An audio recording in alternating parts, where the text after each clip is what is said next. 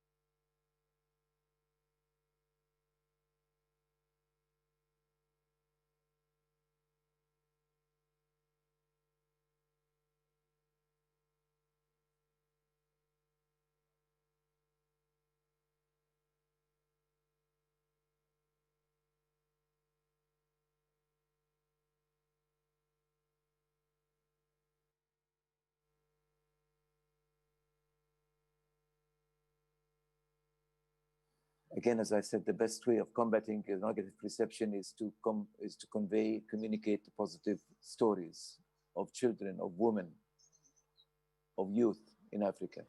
And there are millions of stories there that need to come out. They need to come out. But one of the best ways of combating the bad image of Africa is that people come to visit us.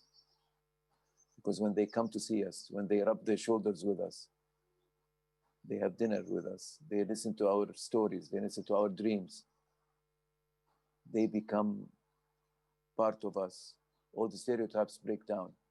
That's the beauty of tourism, and that's why we need to do that. Now, we need to move into the current time where there is COVID. There is no travel, there is no tourism. And tourism has been the highest hit sector in this crisis. Now, Africa has an opportunity, a golden opportunity here, to revive its domestic tourism. I know many of you don't see this as serious, but That's the situation in many developing countries, where they see local tourism as not a tourism. They only see tourists as blonde, blue-eyed Europeans or Americans coming to visit us. We treat them like gods when they come to us. Now, I believe that a country that's not enjoyed and visited by its own people first cannot and should not be enjoyed by anybody else. We should build pride in ourselves. We should tour our African continent ourselves first. And then we invite the rest of the world to come and see us. That's an opportunity that we had during COVID, because it is something that should have happened anyhow before. It's a problem not just of Africa, of very developing countries. In the United States or in Europe, 70 to 75% of the traffic is local traffic, local tourism. That's something that we should keep in mind. So it's an opportunity for us. I'm promoting here. I'm sending a message to all African governments and countries to take domestic tourism and regional tourism very seriously and start working on it. That's the way to attract the attention of the world. The world is still waiting for us. The world will continue to wait for us. When it's possible for them to come, they would come. And there is a new Africa they would see, an Africa that's proud of itself, that knows what the value of it has, what it has is to the rest of the world. Now, during this period of time also, we had some positive development that have happened. Look at Kenya, for example. Kenya has doubled its population of rhinos during the time of COVID. It literally doubled it from 400 to 800. That's a good thing to do. Now, you could tease the rest of the world and tell them, look, where you are away, you were able to do this and that. When you can come, you're welcome to come. But you come to a different Africa, to a new Africa, an Africa that's ready to lead the world, not to be led by greed and material world that Africa had no part in.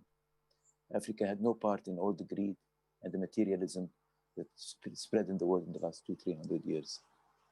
The world owes Africa a big apology, instead of trying to blame it for some of the problems and weaknesses and illness of this world.